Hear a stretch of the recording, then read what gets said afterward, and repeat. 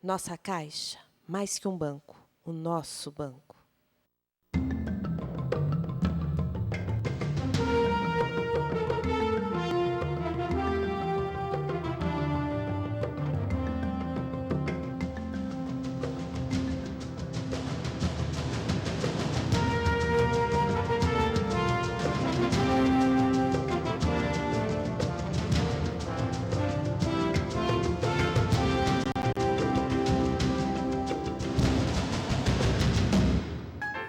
O Contraponto hoje conversa com o Procurador de Justiça licenciado e deputado estadual, Fernando Capês. Deputado, o senhor é Procurador de Justiça licenciado e hoje deputado estadual. Tem mais de 20 obras jurídicas lançadas, preside pela segunda vez a Comissão de Constituição e Justiça, aliás, eleito por unanimidade, né? Mas, por outro lado, o senhor foi um garoto muito especial, né? Se é que a gente pode colocar assim. O senhor foi atropelado, quebrou a perna não sei quantas vezes, caiu do telhado, enfim, e outras tantas ações que super indesejáveis para qualquer mãe, não é mesmo? Agora, façamos uma meia-culpa. Alguma vez o senhor sentiu remorso por isso? Eu sinto o tempo todo. Eu fui uma criança extremamente agitada, brincava bastante, apesar de sempre muito estudioso, sempre um garoto estudioso. Mas era, sem dúvida alguma, uma criança, como se diz na gíria, levada. E dei muito trabalho para minha mãe. Mas eu não sou daqueles que dizem, eu não me arrependo de nada que eu fiz na vida. Eu me arrependo de muita coisa e peço desculpas por todas as gafes que eu já tenha dado. A dona Soraya?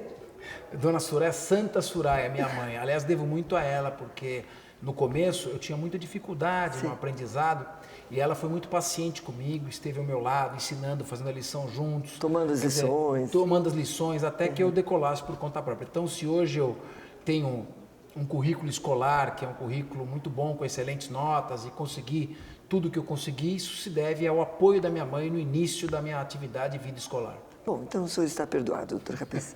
Bom, vamos agora ao direito. A hermenêutica no século XXI é lenda ou, na realidade, é saída pela tangente? Olha, a hermenêutica é o próprio direito no século XXI. No século XIX, em grande parte do século XX, o direito era o que está escrito na lei. Ou seja, o que estivesse escrito na letra fria da lei era aplicado. O juiz era um escravo da lei.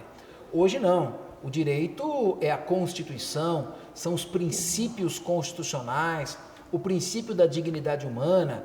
E quando o Supremo Tribunal Federal preenche lacunas e resolve as questões interpretando o direito, declarando a inconstitucionalidade de certas normas, ele está fazendo nada mais do que cumprir a Constituição, que consagrou no seu artigo 1º o Estado Democrático de Direito.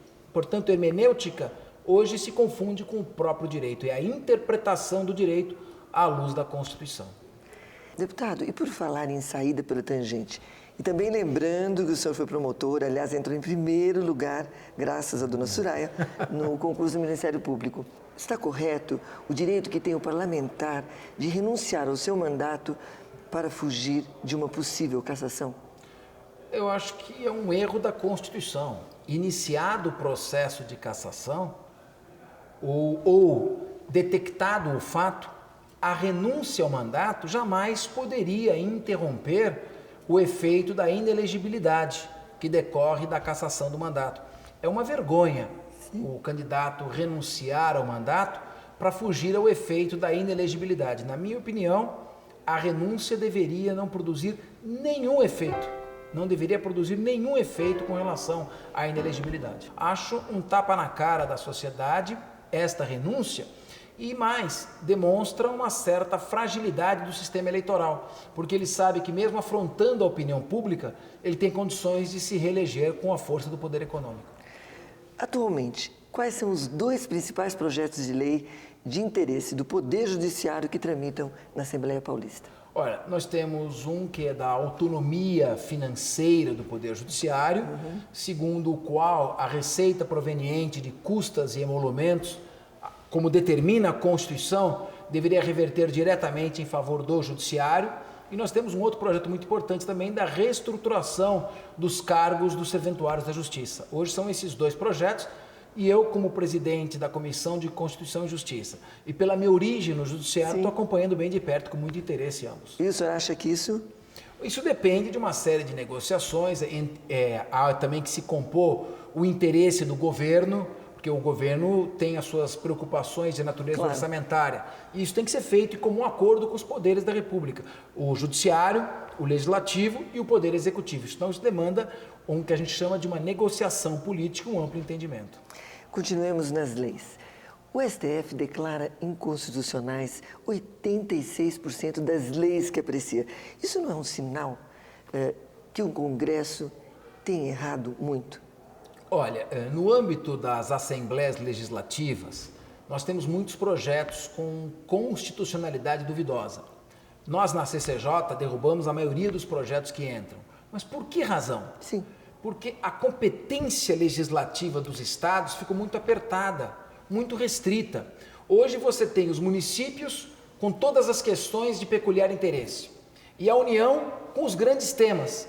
E os estados ficaram muito restritos. Hoje um poder legislativo estadual, uma assembleia legislativa, pode legislar sobre saúde, consumidor, segurança e matérias ligadas aos temas do funcionalismo público estadual. Então é um tema restrito. E às vezes os deputados querem se autoconceder uma ampliação de prerrogativas legiferantes. E aí é que ocorre o problema. O deputado não deve apresentar um projeto, a gente tem às vezes derrubado alguns projetos, não deve apresentar um projeto que ele sabe não ser de sua iniciativa. Há projetos que são de iniciativa do governador do estado, projetos que mexem com carreiras de servidores, projetos que concedem aumentos ao funcionalismo, projetos que aumentam despesas, são todos de iniciativa do chefe do Poder Executivo, que é o governador. O deputado não deve apresentar o projeto, porque sendo ele inconstitucional, só cria ilusão.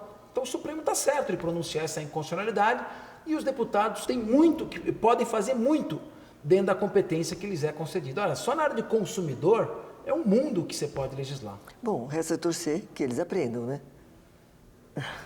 Falemos da justiça e espetáculo agora. O senhor acredita que aqui no Brasil, para a decretação de prisão, tem bastado o binômio clamor popular mais pressão da mídia? É muito preocupante isso. A pressão da mídia, o clamor popular, tem por vezes influenciado as decisões do Poder Judiciário. Isso é muito negativo, porque se espera do juiz que ele seja aquela figura acima destas questões, às vezes até histéricas, que são levadas à discussão por meio da imprensa.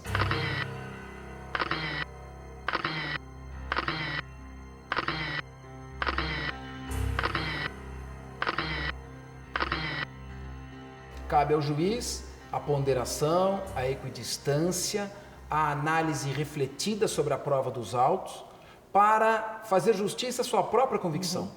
Se o juiz começa a refletir a opinião pública, a querer refletir as pressões que muitas vezes nascem de forças que não se sabe bem qual o seu interesse, ele deixa de ser magistrado e ele perde o que é de mais sagrado na magistratura, que é a imparcialidade. Então nós esperamos que haja essa reflexão e que, como a imensa maioria dos juízes, como o próprio Supremo Tribunal Federal tem dado mostras, o Tribunal de Justiça de São Paulo tem dado mostras, um tribunal sempre muito prudente, muito calmo, distante de todas essas pressões. Eu acho que esses exemplos são importantes, porque cabe ao juiz, repito, a tranquilidade da análise dos autos, sem a emoção, com a razão apenas. Fernando Capês é famoso pelo dom da oratória. Isso nós estamos percebendo um pouco aqui, né? Dizem que quando o senhor dá palestras, até o silêncio fica tímido, né? Por que um bom orador deve iniciar a sua fala apoiado em apenas uma de suas pernas? Palavras de Capês. Eu digo sempre que o orador deve procurar fazer o seu discurso em pé e não sentado. E, de preferência, apoiado sobre um dos seus pés. Porque se ele fizer o seu discurso em pé e apoiado sobre um dos seus pés, certamente ele se cansará muito antes daqueles que o estão ouvindo. Do público. Então é preciso tomar cuidado quando você vai fazer. O que é oratória? Oratória é prestar atenção em quem está te ouvindo, se preocupar com quem está te ouvindo. Se você entra numa retórica vazia, o grande orador não é aquele que tem uma retórica que não se sabe qual é o conteúdo. Sim, ou palavras super difíceis. Difíceis. Não, pelo contrário. O grande orador é aquele que fala de maneira simples, que tem boas citações, que passa uma mensagem, que prende a atenção do público e que se identifica com o público e que usa o bom humor. Aliás, Cacilda, eu fiz isso com meus livros. Quando eu comecei a escrever, eu provoquei uma verdadeira revolução, até mesmo na academia. É mesmo? Porque, mas como ele pode escrever tão simples? Eu uso linguagem coloquial, ao término de cada capítulo, eu faço quadros sinóticos, inclusive faz umas perguntinhas, eu fazia. Perguntas e respostas, e contratei um chargista, faço desenhinhos.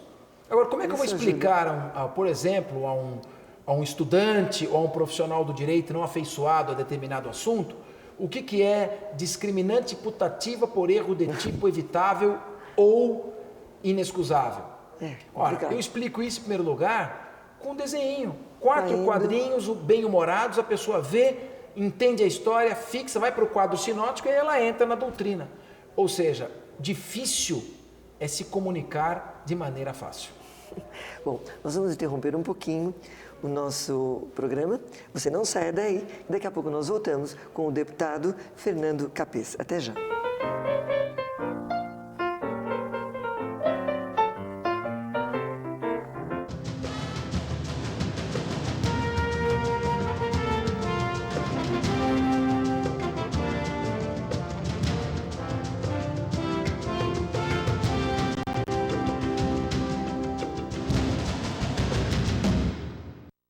Nossa Caixa, mais que um banco, o nosso banco.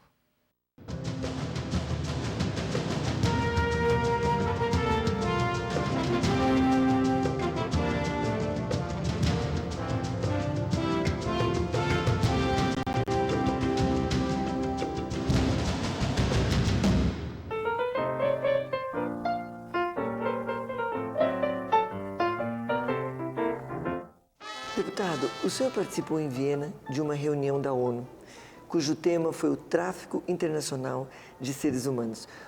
Como o senhor voltou desse encontro? O senhor se recorda? E o Brasil é vítima disso?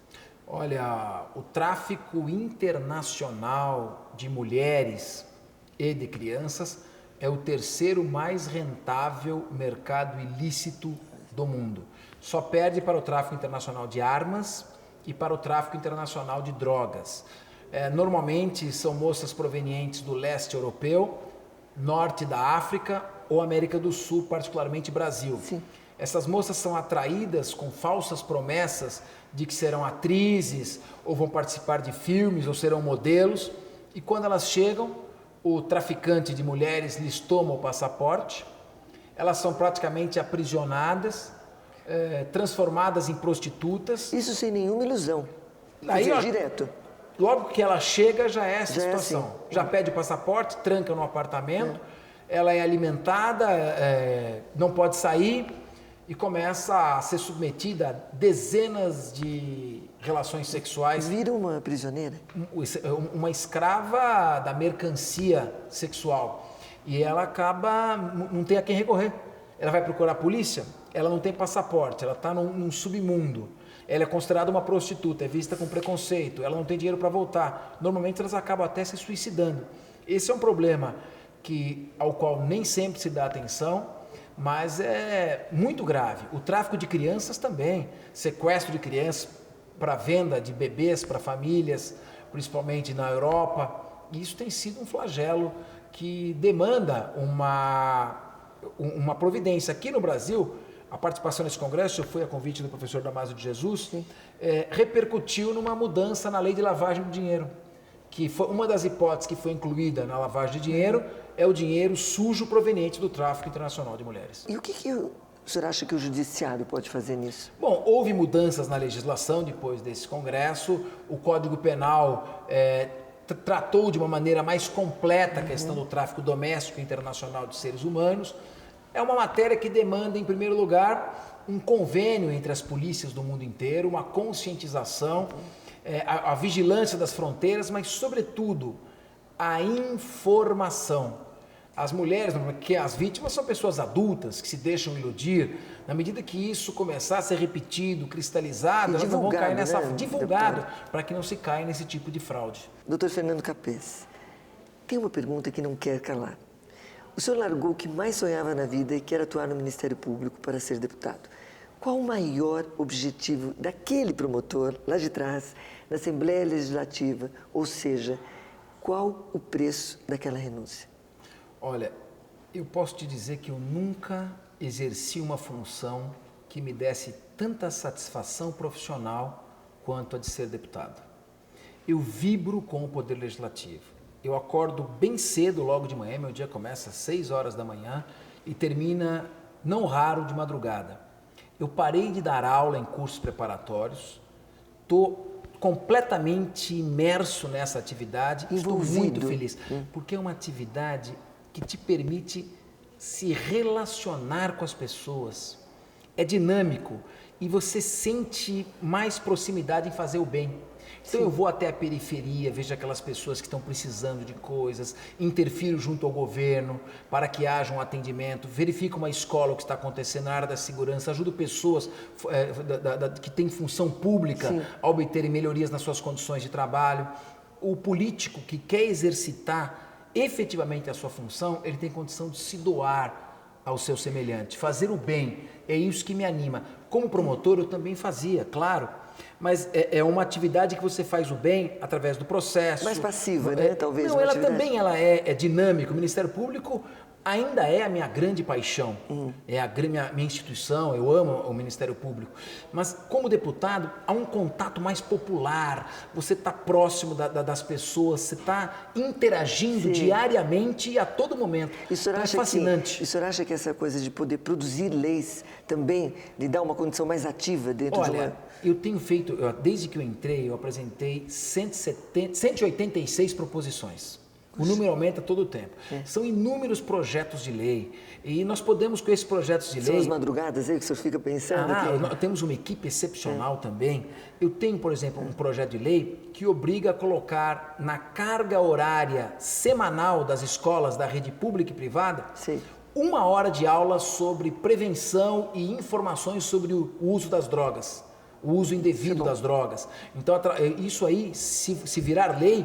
Em toda escola do estado de São Paulo, pública ou privada, uma vez por semana, durante 1 hora, haverá um tempo dedicado a atividades com os alunos, e que são atividades multidisciplinares de natureza pedagógica. O governador José Serra elogiou esta gestão da Assembleia Legislativa de São Paulo. Ele diz que na vida política dele, ele nunca viu uma Assembleia Legislativa que tenha produzido tanto e tão bem para a atuação de um governo como esta Assembleia, nessa gestão. Isso para nós é uma satisfação muito grande, porque chegam muitos aspectos negativos, mas tem muita coisa bonita, que às vezes pura, não é levada... e eficaz, eficiente dentro da Casa Legislativa, que não vai ao conhecimento da população. Fernando Capês se encontrou, então. Eu realmente me encontrei. Agora, vamos ao ping-pong? Vamos lá. Delação premiada. A participação do juiz pode comprometer a isenção? Compromete psicologicamente. O juiz que vai julgar não pode ser o mesmo que ajuda de alguma forma na investigação.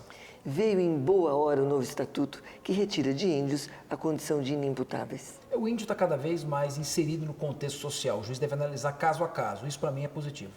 Na realidade, o tal do DNA mais resolve a questão financeira do filho. É isso mesmo? Está sendo muito usado em questões alimentares, né? Mas ele tem uma função muito mais ampla, deveria ser melhor usado. Existe amor à primeira vista entre eleitor e candidato? Eu acho que isso é tudo numa eleição, é confiança, é transparência, a primeira visão, o primeiro impacto é muito importante. Doação online para campanhas, sim ou não? Doação com transparência e mecanismos eficientes de fiscalização, isso que é importante. Empresas devem continuar doando para as campanhas? Não vejo nenhum problema. Não gosto de financiamento público. O Estado com o dinheiro do contribuinte financiando campanhas de particulares. Em eleição, a lista fechada não afastará o candidato Capês dos seus eleitores? A lista fechada afasta todos os eleitores dos seus candidatos. O candidato tem que fazer campanha dentro do seu partido para estar na lista, não com o eleitor. Faltam transparências e regras claras com relação às ONGs. O que o senhor acha? Tem que ter uma fiscalização mais acirrada, tem que ter regras mais duras, mais rígidas, porque é dinheiro público que está indo para lá. Seria bom um Ministério Público mais brando? Não, eu acho que o Ministério Público está na exata medida. O Ministério Público é uma das instituições mais importantes nessa transformação dos costumes da administração pública da Constituição para cá. E o Ministério Público é ou não é um quarto poder? Olha, ele tem autonomias que se equiparam a de um quarto poder. Ele não é um quarto poder na estrutura, mas na prática ele atua como tal. E é bom que seja. Será que a atual pauta política é a pauta do povo? Não, a pauta do povo são demandas muito mais importantes. É que os políticos estão colocando maus exemplos na pauta da discussão diária. Chorar nos torna uma pessoa menos ridícula. Mais autêntica. Agora, bem melhor com o Ronaldinho, não, deputado? Não sei como eu podia torcer para o Corinthians antes dele. O senhor pode viver sem ele? O Corinthians não. Sem mais futebol, doutor Capês. O senhor é passional? Na maior parte do tempo, racional. É justo que o Ministério Público tenha prerrogativa de foro em matéria criminal? É justo? É justo que ninguém tenha foro privilegiado. Todos sejam julgados igualmente perante o mesmo juiz de primeira instância. Há quem diga que o Tribunal Penal Internacional é, na verdade, o Tribunal Poético Internacional. E aí? Olha, eu diria o seguinte, no direito internacional, se você tem canhão, você tem direito. Se você não tem canhão, você não tem direito. Que o diga George W. Bush.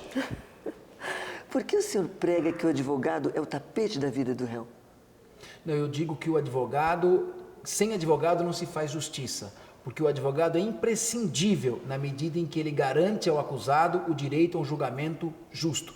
Ainda que culpado, ele tem o direito de ser condenado com provas objetivas. Por isso que sem advogado não se faz justiça. O que torna Fernando Capês dócil? Minha família, o meu trabalho, os meus amigos, ver uma pessoa respeitar a outra, ser cortês com a outra. Eu acredito numa humanidade em que as pessoas se respeitem e sejam educadas umas com as outras. É nesse tipo de mundo que eu aposto. Mãe, esposa e filhas, só mulheres. Só mulheres e todas maravilhosas. Minha mãe é o meu esteio. Minha mulher, o alicerce seguro sobre o qual eu edifiquei toda essa minha vida a partir da data em que a conheci. E minhas filhas, eu vivo para elas. A humanidade é sempre invencível. Só pode vencer a humanidade o próprio homem, que está cuidando de destruir o planeta em que vive. Por fim, todos temos o, entre aspas, grande mestre na vida. Quem fez Fernando Capês? Olha, eu tive meu primeiro grande mestre, foi meu pai. Através do seu exemplo do dia a dia, eu segui o seu exemplo de vida. Foi um grande exemplo que eu tive. Na faculdade, sempre me espelhei em professores. Eu lembro do professor Antônio Junqueira, de Direito Civil, e Magalhães Gomes Filho, de Processo Penal. Foram grandes professores que me estimularam bastante. Depois eu tive o professor Damásio de Jesus, com quem eu trabalhei durante quase 20 anos. Uma pessoa que me ensinou muito a ser planejado, a ser estratégico, a ser racional, a trabalhar sem pressa, buscando objetivos. Então o professor Damásio de Jesus é também um exemplo muito grande. E na política hoje nós temos muitos exemplos que eu sigo também. O ex-governador Geraldo Alckmin, o secretário-chefe da Casa Civil, Aloysio Nunes Ferreira, que é um grande professor, o governador José Serra, são pessoas em que a gente tem que se inspirar. E até mesmo com o Lula, presidente da República, que tem muito carisma, a gente aprende também. Eu disse no começo do programa que eu sou uma pessoa que não tenho nenhuma vergonha de dizer que me arrependo. E arrependo mesmo quando erro. Eu aprendo bastante errando e vendo aonde errei e procurando me inspirar para dali acertar. Eu diria que as pessoas que são mais velhas são mais sábias porque já erraram mais. Que bom. Olha, foi muito bom tê-lo aqui hoje no programa, viu, deputado? Esperamos aí que o senhor concretize todos esses projetos que certamente nos farão bem aí na Assembleia. Hoje eu aprendi um pouco mais e aprendi um pouco com o seu carisma também. Meus parabéns pelo teu programa. Obrigada. Foi bom, não foi? Semana que vem estaremos de volta. Até lá.